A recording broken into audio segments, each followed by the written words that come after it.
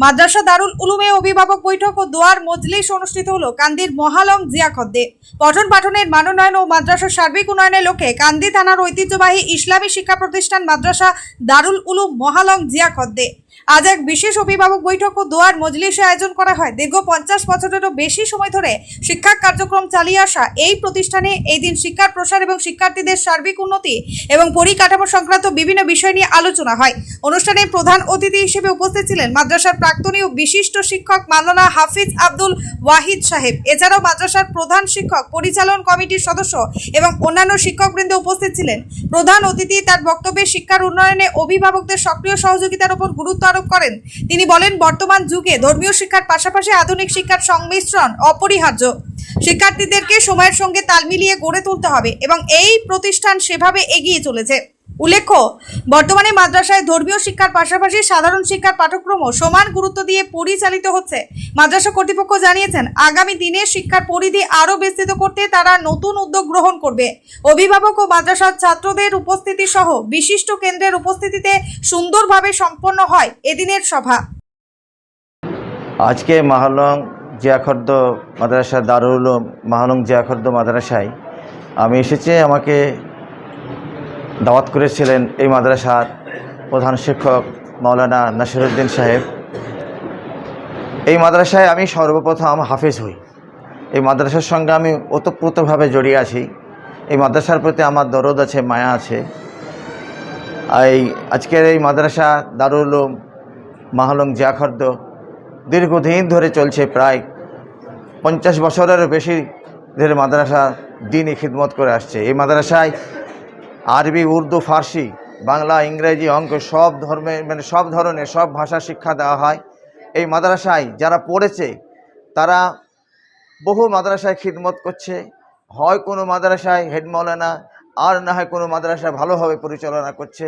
পশ্চিমবঙ্গের আনাচে কানাচে এই মাদ্রাসার ছাত্ররা শিক্ষা দিচ্ছে। এই মাদ্রাসা আরও উন্নতি হোক, আরও বড় হোক, এটাই আমি কামনা করি। এই মাদ্রাসার সার্বিক উন্নতি আমি চাই। যে ক্লাস পর্যন্ত পড়াশোনা হয় আরও যাতে ক্লাসের উন্নতি হয়। আর আমি এলাকার গার্জেন তথা দেশ বিদেশে যারা আছেন, আমি সকলকে বলবো এই মাদ্রাসায় পূর্ণ সহযোগিতা আপনারা করবেন। আপনাদের জাকাত, ফেতরা, ওসর যাবতীয় দান মাদ্রাসায় দেবেন। মাদ্রাসার উন্নতি সাধন আমি করি। আজকে আমাদের একটা গার্জেন মিটিং ছিল, ছাত্রদের গার্জেনদেরকে আমরা ডেকেছিলাম। তার সঙ্গে সঙ্গে আমাদের কমিটির মানুষকে কিছু ডেকেছিলাম মাদ্রাসার শিক্ষাগত কিছু উন্নতি যাতে হয় সেই ব্যবস্থা নেওয়ার জন্য, এবং তার পাশাপাশি আমরা যাতে করে মাদ্রাসাকে আরও উন্নত করতে পারি সরকারি পরামর্শ নেওয়ার জন্য আমরা সবাইকে সমবেত হয়েছিলাম।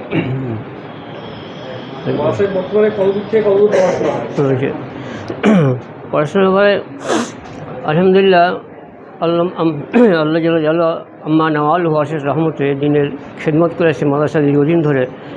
আর এই মাদ্রাসার যারা ছাত্ররা তারা বোর্ডিংয়ের খাওয়া দাওয়ার ব্যবস্থা মাদ্রাসা বোর্ডিং বহন করে থাকে। আর যারা হেফজ এবং কেরাত মানে ফারে হওয়ার পরে অনেকে এখান থেকে বিদেশে গিয়ে পড়াশোনা করে এবং অনেকে বিদেশ থেকে পড়াশোনা করে এসে অনেক বাইরে তারা পড়াশোনা বা শিক্ষকতা করছে। এটা সুনামের সঙ্গে তারা মাদ্রাসায় বিভিন্ন মাদ্রাসায় তারা শিক্ষা দিচ্ছে আর কি। আপনার নাম? আমার নাম মোহাম্মদ নাসিরউদ্দিন।